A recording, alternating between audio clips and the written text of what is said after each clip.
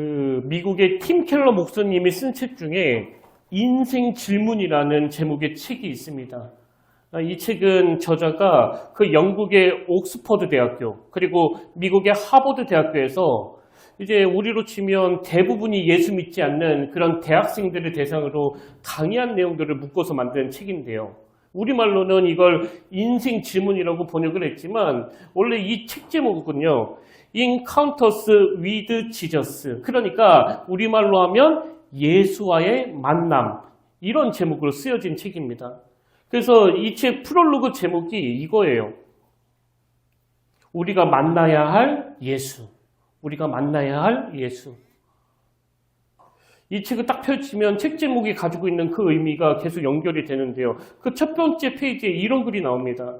인간은 삶의 의미를 찾기 위해 수많은 질문에 둘러싸여 산다. 기독교는 예수가 그 모든 것의 답이라고 말한다. 이것이 타 종교와 기독교가 가진 차이점이고 곧 복음이다. 그리고 이 책 소개글에 제가 이 책에 관심을 가지게 된 대목이 나오는데요. 그 내용도 한번 들어보십시오. 예수 그리스도를 직접 대면했던 사람들도 오늘의 우리와 똑같은 삶의 커다란 질문에 부딪혔다. 우리처럼 그들에게 전수되어 온 답도 현실 세계에 통하지 않는 것만 같았다. 근데 예수님을 만나면서부터 모든 것이 즉시 달라지기 시작했다. 그리고는 제 마음에 확 와닿았던 문장이 이겁니다. 그분은 예수 그리스도는 해답을 주실 뿐 아니라 그분 자신이 해답이 되셨다.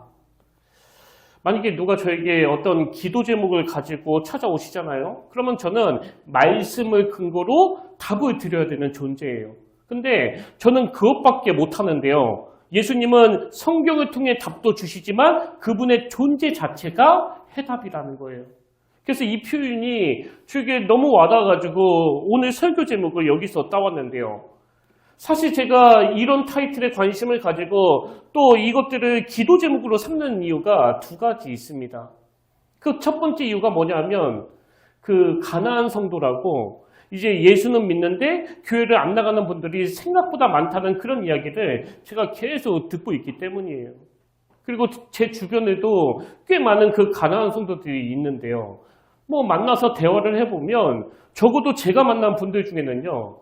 뭐 나는 예수가 싫어졌어. 나는 예수를 믿지 않아. 그래서 교회 안 나가. 이런 분은 한 분도 없습니다. 여전히 예수님을 믿거든요. 여전히 예수님을 사랑한단 말이죠. 근데 교회에서 너무 상처를 받다 보니까 너무 실망을 하다 보니까 여러분 다 아시잖아요. 가나안을 거꾸로 해가지고 예수님을 믿는데 안 나가. 그래서 나는 어느 권사 때문에 안 나가.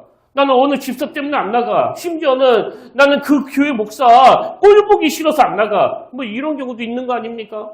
그래서 제가 목사로서 여전히 예수님을 믿는데 교회는 안 나가는 이런 가난한 성도들을 어떻게 교회로 발걸음을 돌리게 할 수 있을까?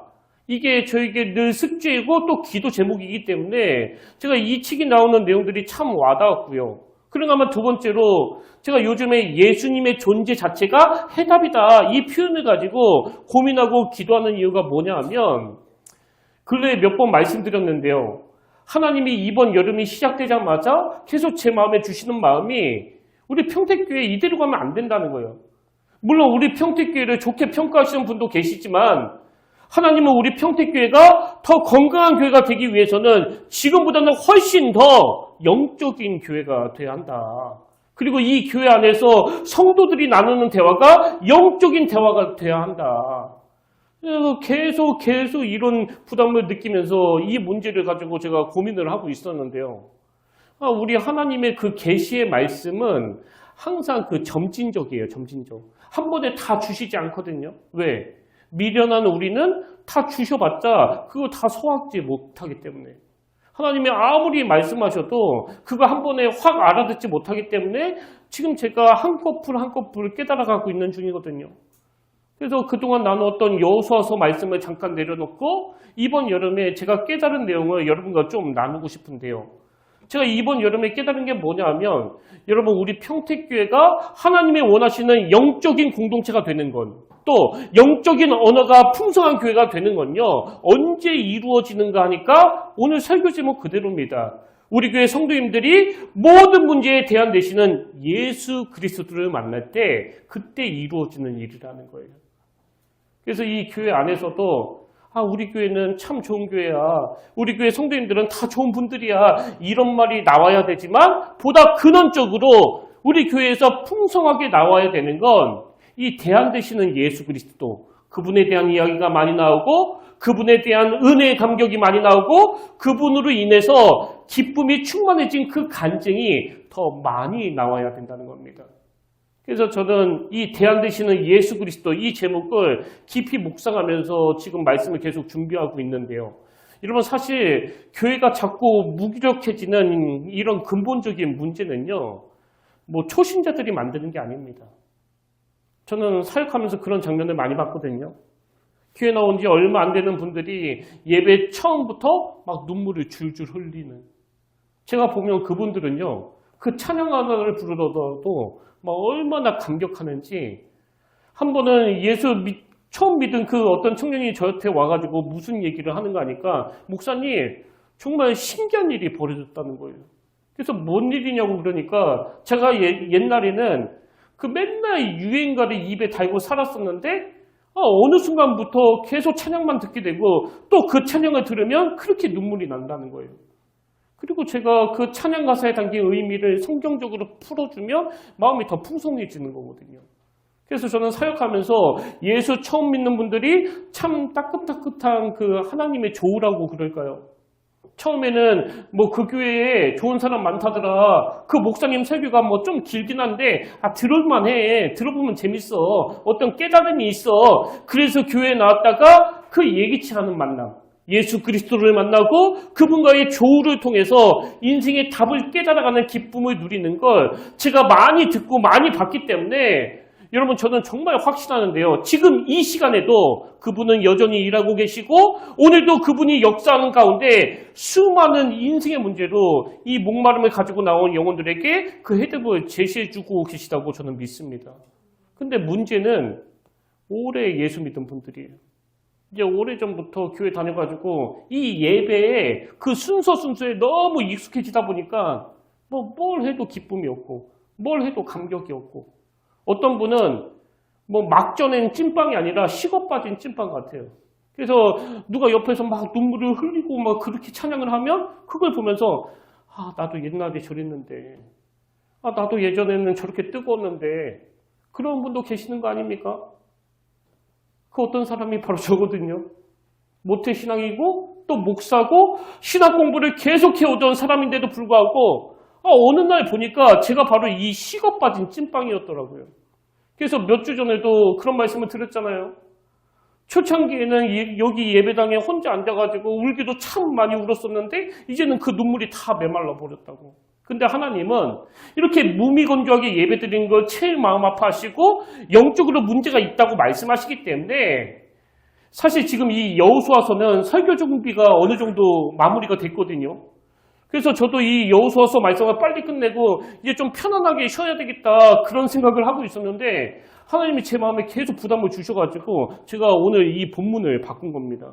그래서 오늘부터 이 요한복음으로 다음 주와 그 다음 주 오늘까지 총 3번에 걸쳐서 주님이 우리 모두에게 주시고자 하는 그 말씀을 전하려고 하는데요. 제가 놀라는 게 뭐냐면 우리가 예수 그리스도 그분을 알고자 하고 예수 그리스도 그분이 우리 인생의 대안이 되신다는 사실을 인식할 때 하나님은 우리 마음에 새로운 기쁨을 주신다는 거예요. 제가 지금 목회한 지 횟수로 16년 차인데요. 제가 이 요한복음 안에 있는 예수 그리스도 그분은 우리 인생의 해답도 주시지만 그분 존재 자체가 해답이 된다는 이런 내용을 가지고 몇 주 동안 요한복음 1장부터 4장까지를 묵상하는데 제 마음이 막 너무너무 뜨거워지는 겁니다. 그래서 교회로 출근하면서 발걸음이 막 너무 기쁘고 너무 행복하고 너무 가슴이 뜨겁고 벅차서 제가 오늘 이 시간을 너무나 기다렸는데요. 아마 그 자녀를 낳아보신 분은 이 기분이 뭔지 다 아실 거예요. 이제 산모가 막 그 젖이 도는데 어떤 일 때문에 이 아이에게 그 젖을 물려줄 수 없을 때 그때 산모가 굉장히 힘들어한다고 하잖아요. 저도 마찬가지예요. 영적인 젖이 막 돌면 이 기쁨을 막 흘려보내주고 싶은 거거든요. 그래서 우리가 요한복음 말씀을 3주 동안 살펴보려고 하는데 이 요한복음 말씀이 이렇게 시작합니다. 1장 1절. 태초에 말씀이 계시니라. 이 말씀이 하나님과 함께 계셨으니 이 말씀은 곧 하나님이시니라. 여러분이 아시는 것처럼 마태복음, 마가복음, 누가복음, 이 요한복음을 사복음서라고 하는데요. 그 앞에 세 가지 마태, 마가, 누가복음은 접근 방식과 그 흐름이 좀 비슷해가지고 그 공간복음이라고 그럽니다. 이 요한복음은 사복음서에는 포함이 되지만 접근 방식이 좀 달라가지고 이 공간복음에는 포함되지 않거든요. 그래서 이 요한복음은 사건보다는 주로 예수님의 말씀이 많이 기록되어 있고요. 또 하나 차이가 뭐냐 하면 이 요한복음은 저자가 사도 요한인데 이 요한 마음에 주님에 대한 뜨거움이 얼마나 컸던지 그 마태복음에 보면 그 서론이 나오잖아요. 낳고부터 시작해가지고 이제 좀 지나야 예수님이 나오는데 이 요한복음은 뭐 서론도 없고요. 그냥 바로 훅 들어와요. 예수가 하나님이시다. 예수가 메시아시다. 근데 여기 보면 저자 요한이 그 은유법을 써가지고 이 말씀이라는 매개로 예수님을 소개하는데요. 왜 요한이 예수님을 소개하면서 말씀이라는 매개로 설명하는가 하니까 여기 나오는 말씀은 헬라어로 그 로고스인데요. 로고스. 사실 요한이 사용하고 있는 이 로고스는 그 당시에 헬라 철학에서 굉장히 중요하게 다루던 개념이었습니다. 그래서 헬라 사람들은 이 로고스를 어떻게 인식하고 있었나 하니까 우주에 가득 찬 이치, 또 우주와 인간을 연결하는 지시, 이런 철학적인 개념으로 인식하고 있었다는 거예요. 근데 요한은 주전 6세기부터 1세기에 이르기까지 헬라 문화권에 속한 사람들을 지배했던 이 로고스 사상을 어떻게 활용합니까? 예수님을 소개하는 재료로 쓰고 있다는 거거든요. 그래서 오카는 목사님이 쓰신 책에 보면 이 부분에 대한 설명이 나오는데요. 한번 들어보십시오. 이 로고스를 이렇게 설명합니다. 그 당시 모든 사람들은 신이 로고스요. 로고스가 신이라고 믿었습니다. 그 의미를 알든지 모르든지 로고스 하면 신을 이야기하는구나 라고 생각할 만큼 로고스는 누구에게나 익숙한 개념이었습니다. 심지어 위대한 철학자 플라톤은 이런 말까지 했습니다. 어느 날 신으로부터 로고스가 우리를 찾아올 것이다. 그들은 로고스를 온 우주를 통제하는 하나의 능력이자 사람들의 생각을 지배하는 초월적인 존재로 믿고 있었던 것입니다. 그러니까 그 당시 사람들은 이 로고스라는 개념을 이렇게 굉장히 중요한 개념으로 생각하고 있었는데 참 흥미로운 게 뭐냐 하면은요. 그 당시 사람들은 이 로고스라는 개념을 그렇게 중요하게 여기면서도 정작 이 로고스가 구체적으로 누구를 말하는지 알지 못했다는 거예요. 그래서 여러분 그 사도행전에 보면 사도 바울이 그 아덴에서 전도하면서 내가 알지 못하는 신에게라고 새긴 그 제단을 봤다. 그런 표현을 하는데요. 자, 그 내용이 나오는 사도행전 17장 23절을 세 번역으로 보십시오. 사도 바울이 이렇게 말합니다. 내가 다니면서 여러분이 예비하는 대상들을 살펴보는 가운데 알지 못하는 신에게라고 새긴 제단도 보았습니다. 그러므로 나는 여러분이 알지 못하고 예비하는 그 대상을 여러분에게 알려드리겠습니다. 그러면서 이 사도 바울도 너희들이 알지 못하고 믿는 신이 바로 예수 그리스도시다. 그 예수 그리스도가 바로 로고스시다. 이걸 강조하는데요. 요한복음 1장 1절도 마찬가지예요. 저자 요한이 마음이 얼마나 뜨겁고 급했으면 인사말도 없이 부연 설명도 없이 첫 출발부터 이 로고스라는 개념을 가지고 예수가 메시아라는 걸, 예수가 하나님의 아들이라는 걸 설명하고 있는 거거든요. 그리고는 요한이 예수 그리스도가 참 신이고 참 로고스라는 사실을 1절부터 3절까지 선포하는데요. 그 다음 4절에 보면 이 사실을 선포하고 나서 그 예수 그리스도와 관련된 두 가지 중요한 개념을 언급합니다. 자, 1장 4절에 보십시오. 그 안에 생명이 있었으니 이 생명은 사람들의 빛이라. 그래서 제가 오늘 우리 예수 믿는 사람들이 이 예수님과 관련해서 꼭 기억하고 꼭 회복해야 될 두 단어를 좀 설명드리고 싶은데요. 그 첫 번째 단어가 뭐냐니까 바로 생명입니다. 생명.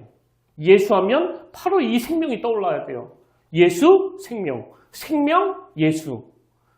지금 사도 요한이 예수님을 소개하면서 그 안에 생명이 있었으니 이렇게 표현하고 있는데요. 사실 예수님 스스로도 당신을 그렇게 표현하십니다. 자, 요한복음 10장 10절에 보십시오. 도둑이 오는 것은 도둑질하고 죽이고 멸망시키는 것뿐이요. 내가 온 것은 양으로 생명을 얻게 하고. 근데 그 다음 표현이 좀 이상해요. 생명을 얻게 하고 더 풍성히 얻게 하려는 것이라. 제가 왜 이 표현이 좀 이상하다고 생각하냐면, 예를 들어서 어떤 분이 이제 그 자식을 낳았단 말이에요. 그럼 보통 어떻게 표현합니까? 내가 자녀를 얻었다. 내가 생명을 얻었다. 이렇게 표현하잖아요. 근데 예수님은 생명을 얻게 한다. 이러지 않으시고 생명을 얻게 하고 더 풍성히 얻게 하려는 것이다. 이게 뭘 의미할까요? 뭐 더 풍성히 얻게 한다는 이 표현에는 여러 중요한 의미들이 있지만 저는 이걸 이 단어로 설명드리고 싶은데요. 그 신약 성경에 보면 이 생명이라는 단어가 두 가지의 헬라어로 쓰여지거든요. 하나는 비오스예요. 비오스. 이 비오스라는 단어는 어떤 뜻을 가지고 있는가 하면 뭐 글자 그대로 육신적으로 살아있는 생명체. 이게 비오스예요. 이건 뭐 우리가 다 경험을 하잖아요. 내가 태어났고 시간 지나니까 성장하고 자라고 있고 또 나이가 들어가면서 점점 늙어가고 있고 그리고 언젠가 나는 죽을 것이다. 이런 육신적인 차원에서의 생명이 이 비오스예요. 비오스. 그래서 영어로 그 생물학을 바이올로지라고 하는데요. 이 바이올로지라는 단어의 어원이 이 헬라어 비오스에서 나온 단어예요. 그런가 하면 성경에서 이 생명을 설명할 때 쓰는 단어가 하나 더 있는데요. 그게 조회라는 단어입니다. 조회. 이 단어가 오늘 본문 요한복음 1장 4절에 나옵니다. 그 안에 생명이 있었으니 여기 나오는 생명이 이 조회예요. 조회. 근데 이 조회라는 단어는 어떤 의미를 가지고 있는가 하면 이건 뭐 육신적인 생명을 말하는 게 아니고요. 예수 믿는 사람들에게 주어지는 생명의 본질. 다시 말해가지고 하나님의 생명력이 이 삶 속에 깊이 거하는 상태. 이게 조회예요. 하나님의 생명력이 있는 상태. 예를 들어서 요한일서 5장 12절을 보십시오. 아들이 있는 자에게는 생명이 있고 하나님의 아들이 없는 자에게는 생명이 없느니라. 여러분 여기 생명이 없다는 게 뭐 죽었다는 뜻이 아니잖아요. 그 영혼의 상태를 말하는 거거든요. 그래서 여기서 말하는 아들이 없는 자에게는 생명이 없느니라 할 때는 이건 비오스가 없다는 게 아니고요. 하나님이 주신 생명력, 이 조회가 없다는 거예요. 조회가. 그런 맥락에서 사도 바울이 이 조회가 가진 의미를 너무나 잘 표현했는데요. 자, 로마서 8장 38절부터 39절을 보십시오.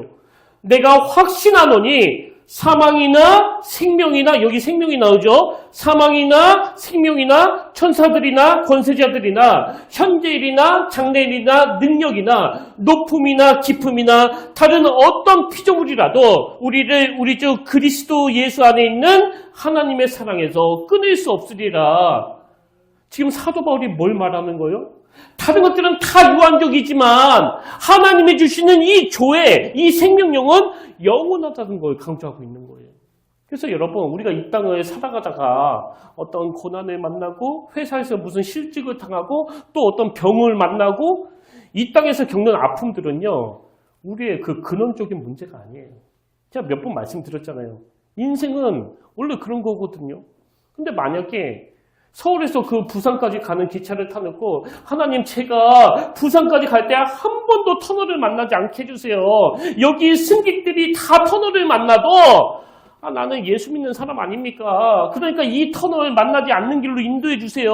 여러분 그렇게 기도한다면 이건 엉터리 기도 아닙니까? 터널을 만나지 않고 부산까지 가는 길은 절대로 없거든요. 우리 인생도 마찬가지예요. 누구라서 병을 안 만납니까? 누구라서 그 사별의 아픔을 안 겪습니까? 아니 누구라서 배우자가 속썩이고 자녀가 속썩여가지고 실망하는 일들이 안 일어나느냐고요. 모든 인생이 다 그 고난의 터널을 거치거든요. 근데 문제가 뭐냐? 뭐 인생의 터널을 안 만나서 행복이고 터널을 만나서 불행이 아니고 나그네 인생길에 찾아오는 그런 수많은 터널과 굴곡 가운데 하나님이 주신 이 생명력, 이 교회가 없다는 게 문제라는 거예요. 이 교회가 없다는 게. 뭐 교회도 마찬가지예요. 왜 자꾸 그 교회를 떠나가는 가난한 성도가 생기느냐고요. 교회에 이 비오스 수준으로 신앙생활을 하는 성도들이 꽉 차 있으니까 이 교회의 기쁨을 누리지 못하는 성도들이 많으니까 뭐 맨날 상처 주고 맨날 상처받고 그러는 거거든요. 제가 어릴 때를 생각해 보면요. 참 그때는 교회에서 뭐 분방 공부 끝나면 막 간식도 주고 뭐 어린이날 크리스마스날 막 선물도 주고 또 달란트 시장도 막 화려하게 열고 그리고 그때는 교회 가면 항상 놀 수 있는 친구들이 있으니까요. 교회 가는 게 막 너무나 행복하고 너무나 좋았거든요. 근데 제가 이제 좀 철이 들고 신학 공부하면서 깨닫게 된 게 뭐냐면 제가 어릴 때 그 비오스의 신앙생활을 했더라고요. 그리고 저 중고등학생 때도 이 교회가 이 육신적인 비오스, 이 건강을 위해서 막 얼마나 애를 쓰는지 그때는요, 교회 다니는 모든 애들이 다 그 탁구 선수였거든요. 왜? 아무리 가난한 교회라 하더라도 탁구를 하나씩은 다 가지고 있었으니까. 그래서 교회 가서 내가 좋아하는 그 여학생하고 막 한조가 돼가지고 복식으로 막 주거니 받거니 그러면 너무 행복하죠. 또 분식집으로 이동해가지고 오뎅 사 먹고 막 떡볶이 사 먹고 그러면 그 시간이 얼마나 행복한지 그때는 정말 예수님이 최고였어요, 최고. 그리고 중등부, 고등부 행사를 보면 무슨 등반대회, 체육대회, 또 족구대회, 무슨 농구대회, 뭐 모든 행사가 비오스로 가득 차 있었거든요. 그래서 교회 생활이 너무나 재밌고 너무나 즐거웠는데 참 안타까운 게 뭐냐. 저 중고등학교 시절에 어떤 어른도 뭐 주일학교 선생님도 전도사님도 한 번도 저에게 이 교회를 가르쳐 주신 분이 없었습니다. 그래서 뭐 요즘에 청년들이 자꾸 교회를 떠난다고 그러는데요. 어떤 면에서는 저는 그게 당연한 결과라고 생각해요. 아니 그 어릴 때 그 중고등학교 다닐 때 교회에서 하는 행사들이 아무리 욕이 나고 재밌으면 뭐하냐고요. 대학교 딱 가보니까 뭐 놀거리가 천진데 그 지지철 문화로 말초신경을 자극하는 게 천진데 뭐하러 교회까지 와가지고 막 비오스 그러면서 찾겠냐고요. 제가 참 가슴이 아픈 게 그거예요. 모태신앙인데 장로 아들인데 목사 딸인데 하나님이 주신 생명력으로 기뻐하는 이 교회를 경험한 적이 없다 보니까 제일 중요한 그 청년의 때에 교회를 떠나버리고 결혼하고 나서도 교회를 떠나버리고 다시 말씀드려요. 예수 그리스도는 내 인생의 문제를 해결해 주시는 능력자신데 그분은 우리에게 영원한 생명을 주시는 분이에요. 물론 그 비오스도 주시지만 누구도 뺏어갈 수 없는 이 교회를 주시는 분입니다. 그래서 사도 바울이 고백했던 것처럼 어떤 상황에서도 우리 주 그리스도 예수 안에 있는 하나님의 사랑에서 끊을 수 없다. 이 확신을 가지고 살아가는 그 사람에게는 때때로 겪는 그 고난이 아프기도 하지만 그러나 하나님의 생명이 그 사람 안에 있기 때문에 그렇게 치명적이지 않는 겁니다. 그런가 하면 두 번째로 우리가 이 예수님과 관련해서 회복해야 될 단어가 하나 더 있는데요. 그게 뭐냐 하니까 빛이에요, 빛. 자, 요한복음 1장 4절에 다시 보십시오. 그 안에 생명이 있었으니 이 생명은 사람들의 빛이라. 그리고는 5절에서 이런 부연 설명을 합니다. 빛이 어둠에 빛이 돼 어둠이 깨닫지 못하더라. 이렇게 빛의 속성을 설명하는데요. 저는 우리말로 번역된 이 해석이 좀 아쉬워요. 왜냐하니까 여기 나오는 어둠이 깨닫지 못하더라 할 때 이 깨닫다, 이게 헬라어로 카타람바노라는 단어인데요. 물론 이 단어에는 당연히 깨닫다라는 그런 뜻도 있지만 이 카타람바노는 이기다, 제압하다 이런 뜻도 가지고 있습니다. 그래서 그 같은 단어가 요한복음 12장 35절에도 나오는데요. 자, 세 번역을 한번 보십시오. 예수께서 그들에게 대답하셨다. 아직 얼마 동안은 빛이 너희 가운데 있을 것이다. 빛이 있는 동안에 걸어다녀라. 어둠이 너희를 이기지 못하게 하여라. 이게 카타란 반어예요. 어둠이 너희를 이기지 못하게 해라. 어둠 속에 다니는 사람은 자기가 어디로 가는지 모른다. 그래서 저는 요한복음 1장 5절을 이렇게 번역하는 게 더 잘된 번역이라고 생각합니다. 빛이 어둠에 빛이 돼 어둠이 이기지 못하더라.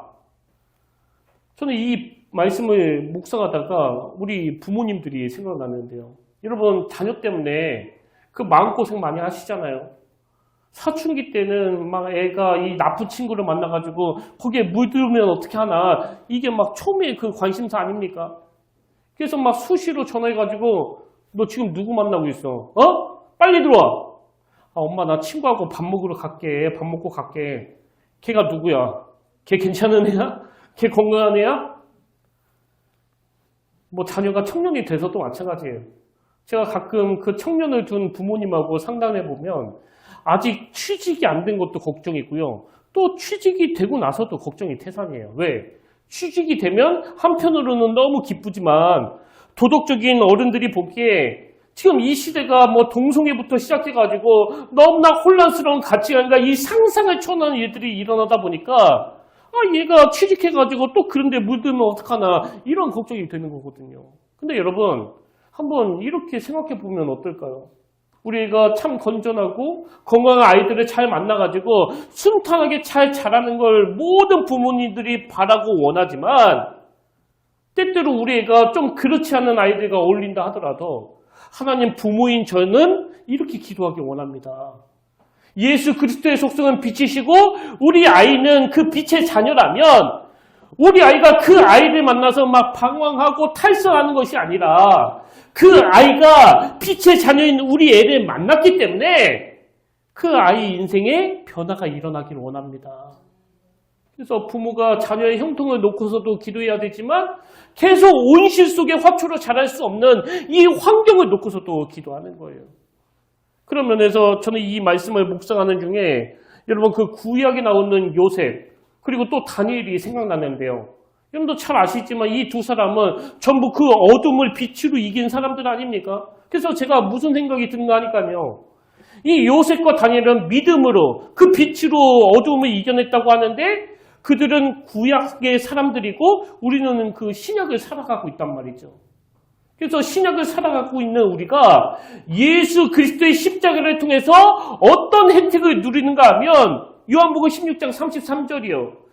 이것을 너희에게 이르는 것은 너희로 내 안에서 평안을 누리게 하려 합니다. 그 다음 보세요. 세상에서는 너희가 환난을 당하나 무슨 뜻이에요? 고난을 당하는 게 환난을 당하는 게 이상한 일이 아니고 수시로 가슴 아픈 일들이 일어난다는 거예요. 근데 이 말씀에서 핵심이 뭐냐니까 그 다음 다시 보십시오. 너희가 환난을 당하나 담대하다. 왜 담대해야 되느냐? 주님께서 이렇게 말씀하세요. 내가 세상을 이겨노라. 구약의 요셉도 듣지 못했고 다니엘도 꿈꿀 수 없었던 이 놀라운 성품을 우리는 지금 읽고 듣고 있단 말이죠. 근데 주님의 십자가로 얻게 된 이 조회, 이 생명력을 경험하지 못하다 보니까 지금 한국교회에 그 가난한 성도들이 생겨나고 청년들이 막 떠나가고 막 질이 멸절하고 있는 거 아닙니까? 그리고 가정에서도 이 경험이 없다 보니까 부모가 그 자녀를 기를 때 그 모든 생각과 에너지가 너는 무조건 대학에 들어가야 돼, 이 대학에. 인서울은 해야지. 그래서 이 생명과 관계되는 건 오로지 이 육신적인 생명, 이 비효수 쪽에 가 있는 거예요. 그러니까 정작 그 가장 중요한 사춘기 때는 이 조회가 뭔지를 모르는 거거든요. 여러분 그렇게 무의식양면으로 막 투자해서 뭐 아껴가지고 그 과외시켜줘서 그 아이가 명문대학에 갔다고 치자고요. 그럼 뭐합니까? 툭 건들면 넘어질 텐데. 이 어두운 세상에 내가 빛의 역할을 하는 존재라는 건 꿈도 못 꿔보고 금방 휩쓸려 버릴 텐데. 아니 명문대학교 나오면 그 고난 안 겪습니까? 그 명문대학교 나오면 부모가 겪었던 그 쓰라린 눈물을 피해갈 수 있느냐고요. 그렇기 때문에 여러분 먼저 우리가요 이 조회를 경험하기 위해서 모든 문제에 대안 되시는 예수 그리스도 그분을 만나기를 목말라하며 갈망해야 돼요. 그래야 요한복음 1장 14절 말씀이 육신이 되어 우리 가운데 거하심에 우리가 그의 영광을 보니 아버지의 독생자의 영광이요 은혜와 진리가 충만하더라. 이 대안 되시는 예수 그리스도 그분이 우리 안에 거할 때 우리는 그의 영광을 보게 되고 은혜와 진리로 충만한 상태가 되는 겁니다. 그래서 여러분 뭐 모태신앙은 필요 없고요. 장로, 권사, 목사 이런 직분이 중요한 게 아니고 먼저 이 목마름을 회복하셔야 돼요. 그 초신자들은 막전엔 찐팡처럼 막 찬양하나를 불러도 눈물을 줄줄 흘리는데 아니 그 가정에 하나님의 조회가 임하면서부터 어둠을 이기는 그 빛의 능력을 경험하고 감격하는데 모태신앙 5대째 예수 믿는 그분이 눈물 흘리고 있는 그 옆 사람을 보면서 나도 옛날에는 그랬지 이러고 있으면 되겠냐고요. 이런 상태를 방치하면 안 된다는 거거든요. 다시 말씀드리지만 제가 모태신앙이 있고요. 제가 5대째 예수 믿고 있고요. 그리고 목회한 지 16년 차예요. 근데 이번 여름에 하나님이 계속 부담도 주셨지만 이 하나님의 생명력, 이 조회가 내 마음에 들어오는 그 뜨거운 은혜를 경험하고 나니까요. 이 삶에 막 활력이 생기고 기쁨이 충만해지더라고요. 여러분 이 신비 경험하고 싶지 않으세요? 부럽지 않습니까? 경험해보고 싶다면요. 여러분이 먼저 이 영원한 생명을 주시는 예수 그리스도 그분을 향한 목마름을 회복하셔야 되고요. 그거 또 하나를 해야 되는데 그게 바로 로마서 10장 10절에 나옵니다. 사람이 마음으로 믿어 의에 이르고 그 다음에 입으로 신하여 구원에 이르느니라. 이 말씀에 비추어 보면요. 하나님이 저에게 계속 부담을 주실 정도로 우리 평택교회는 문제가 있는 교회 맞습니다. 무슨 문제요? 우리 전도 안 한 지 오래됐잖아요. 여기 보니까 마음으로 믿는다고 구원에 이르는 게 아니고 입술로 시인해야 된대요. 예수 그리스도가 하나님의 아들이라고 선포해야 된대요. 그럼 왜 입술로 선포하라고 하느냐? 왜 선포해야 되냐고요? 내가 누군가에게 예수를 선포하면 그 선포하는 메시지가 상대방 귀에도 들어가지만 그게 내 귀에도 들어와서 내 영혼이 영적으로 더 풍성해지거든요. 그런 의미에서 여러분은 어떠세요? 이 풍성한 은혜를 누리고 계십니까? 이 조회를 경험하고 계세요? 저는 요즘에 예수 그리스도를 입술로 선포하기 위해서 여기 이충동에 있는 그 식당 한 곳을 정해놓고 막 일주일에 몇 번씩 들락날락거리면서 밥도 사 먹고 커피도 사다 주고 오늘도요. 그리고 귤도 갖다 주고 그리고 교회 달력도 갖다 주고 그러고 있는데요. 아마 경험해 보신 분은 다 아실 거예요. 그 행위 자체만으로도 제 마음에 이 하나님의 은혜와 평강이 얼마나 넘쳤는지 모릅니다. 그래서 여러분 누가 입술로 예수를 주라고 시인할 수 있느냐? 그 사람이 교회에 나오든 안 나오든 그거와 상관없이 내가 십자가를 통해서 영원한 생명을 얻었다는 그 구원의 감격이 있는 그 사람이에요. 그 입술로 시인하는 그 행위를 통해서 하나님의 그 충만한 은혜를 누리는 거거든요. 저는 오늘 우리 평택교회가 하나님이 원하시는 그 영적인 공동체가 되기 위해서 저와 여러분이 모든 문제에 대안되시는 이 예수 그리스도 그분으로 인한 조회가 메말라버린 내 마음에 해갈의 기쁨을 주시고 무너진 가정을 회복시키시고 방황하는 자녀를 변화시킨다는 것을 이번 한 주간 삶 가운데 많이 누리고 경험하게 되시기를 주님 이름으로 축원합니다. 그래서 저는 오늘 우리가 결단 찬양으로 이 충만이라는 찬양을 부르면서 말씀을 총정리했으면 좋겠는데요. 우리가 처음 불러보는데 이 가사가 너무 은혜롭습니다. 무명이어도 공허하지 않는 것은 예수 안에 난 만족함이라. 가난하여도 부족하지 않는 것은 예수 안에 오직 나는 부유함이라. 고난 중에도 견뎌낼 수 있는 것은 주의 계획 내가 믿기 때문이라. 실패하여도 일어설 수 있는 것은 예수 안에 오직 나는 승리함이라. 그래서 이 찬양은요. 이 조회, 하나님의 생명력을 가진 자들이 하는 고백이에요.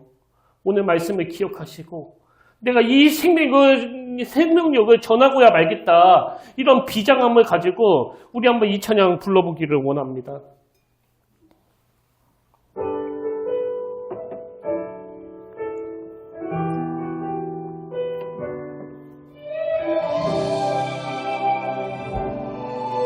무명여도 공허하지 않는 것은 무명이어도 공허하지 않는 것은 예수 안에 난 만족함이라. 가난하여도 부족하지 않는 것은 예수 안에 오직 나는 부요함이라. 고난 중에도 견뎌낼 수 있는 것은 주의 계획 믿기 때문이라. 실패하여도 일어설 수 있는 것은 예수 안에 오직 나는 승리함이라. 난 예수로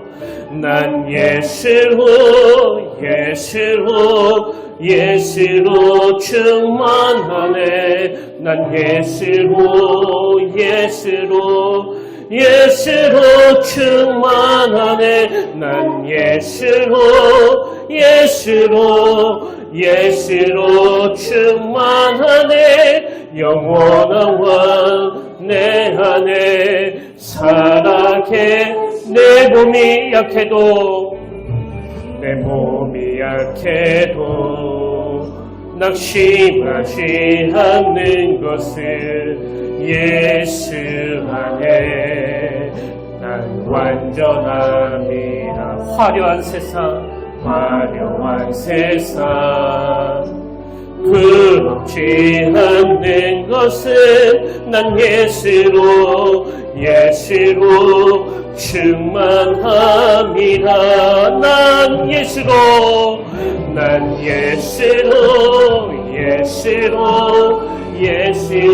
충만하네. 세상 모든 것에도 부럽지 않네. 난 예수로 충만하네. 영원한 왕 내 안에 살아계시네. 난 예수로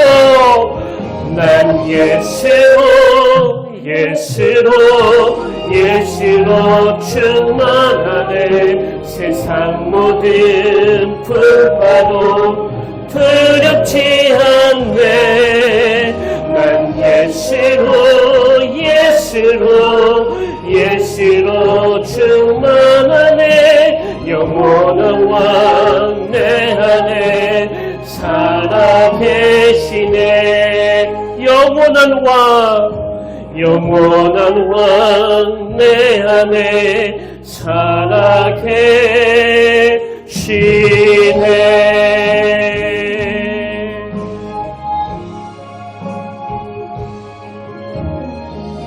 아멘. 살아계신 하나님 아버지, 제가 무명이어도 공허하지 않을 수 있는 건, 고난 중에도 견뎌낼 수 있는 건, 가난하여도 부족하지 않을 수 있고 실패해도 다시 일어설 수 있는 건 제 안에 하나님이 주신 조회, 이 생명력이 있기 때문입니다.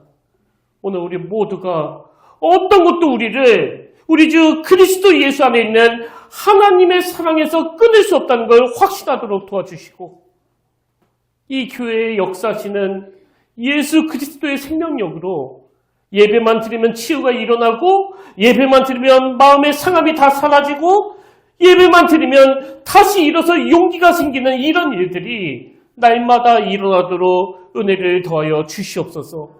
이번 한 주간 우리 평택교회는 갈수록 악해지는 이 시대 속에서도 주님의 그 선한 능력으로 끝까지 맛을 잃어버리지 않는 소금이 되어 예수를 입술로 시인하는, 예수로 충만한 기쁨을 누리는 아름다운 영적인 공동체가 되도록 인도하여 주시옵소서. 그 은혜로 함께하여 주실 줄 믿사오며 이 모든 말씀 사랑이 많으신 예수님 이름으로 기도드립니다. 아멘. 다 자리에서 일어나셔서 우리 파송 찬양으로 수많은 무리들 주이지어 그분을 보기 원하네, 이 찬양을 함께 부르기 원하는데요. 여러분, 이 찬양 부르실 동안에 여러분 그거 아시잖아요? 이 찬양 한 번 부르는 게 별거 아닌 것 같지만 여기에도 능력이 나타나는 거. 여기에서도 치유가 일어난다는 거. 우리가 하나님 앞에 정말 순수하게 또 깨끗한 마음으로 이 찬양 올려드릴 때 이 찬양 가운데 하나님의 조회, 이 생명력으로 치유의 역사가 일어날 줄 믿습니다. 이 시간 모든 문제에 대항되시는 예수 그리스도 그분을 의지하며 우리 함께 그분을 높이며 찬양하길 원합니다.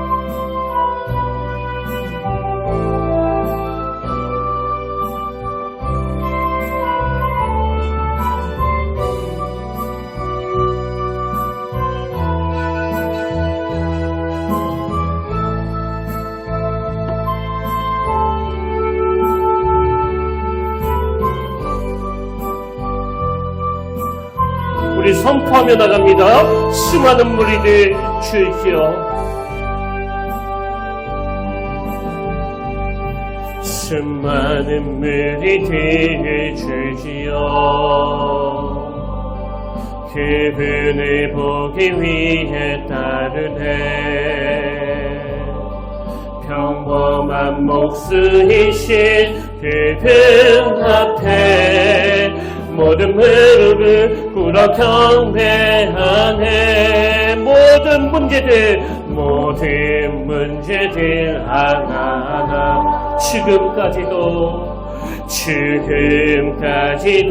힘을 잃고 생명의 근원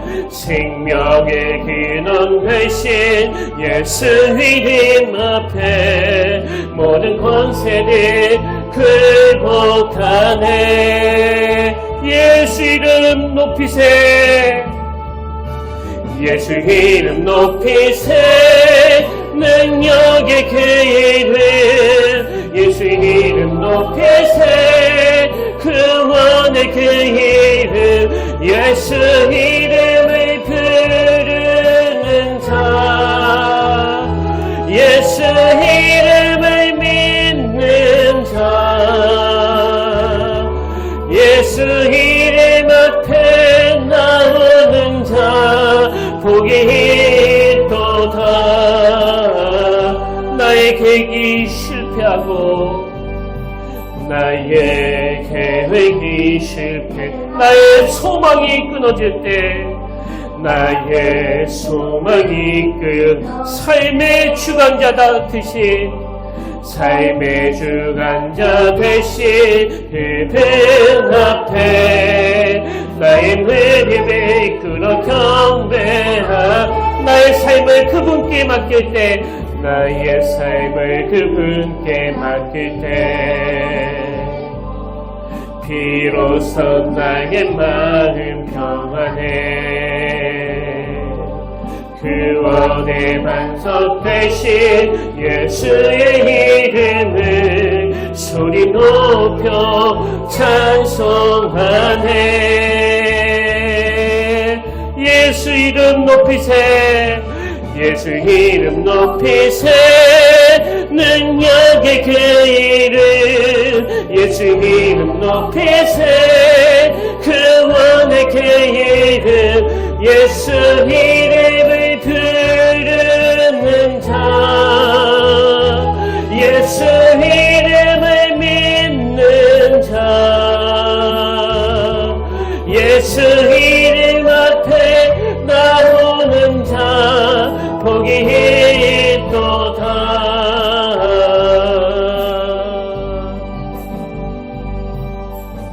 아멘. 이것을 너희에게 이르는 것은 너희로 내 안에서 평안을 누리게 하려 함이라. 세상에서는 너희가 환난을 당하나 담대하라. 내가 세상을 이겼노라. 하나님 아버지, 인생에 환난이 없고 고난이 없고 늘 평탄하고 하는 일마다 잘 되는 이것보다 더 놀라운 축복은 어떤 시련과 어려움 속에서도 십자가에서 내가 세상을 이겼노라 라고 선포하신 그 주님의 말씀이 우리 삶의 능력이 되고 동력이 되고 힘이 된다는 것을 맛보며 살아가는 것임을 깨닫게 해주시니 감사드립니다.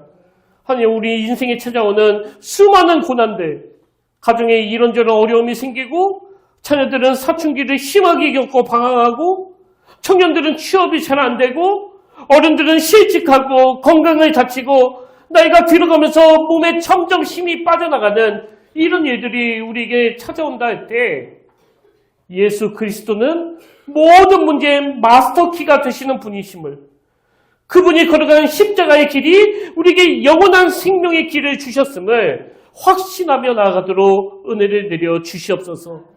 그런가 하면 이제 우리가 내 안에 주신 이 조회, 하나님의 생명력을 누리기 위해서 우리의 입술을 열어 선포하기를 원합니다. 그분은 나의 메시아라고, 그분은 나의 하나님이시라고 그렇게 선포하는 가운데 우리 내면에 담대함을 허락하여 주시고 그 풍성한 하나님의 은혜를 누리도록 인도하여 주시옵소서. 이제는 우리 주 예수 그리스도의 은혜와 하나님 아버지의 다함없는 사랑과 성령님의 감동, 감화, 위로, 교통, 충만하심의 역사가 오늘도 예수 그리스도가 내 인생의 주인 되심으로 내 안에는 하나님의 생명력, 이 조회가 내 안에 꿈틀거리고 있다는 사실을 기억하고 그것을 기뻐하며 선포하기로 다짐하며 예배드리는 모든 주의 자녀들 머리 위에 지금부터 영원토록 함께 하시기를 간절히 축원하옵나이다.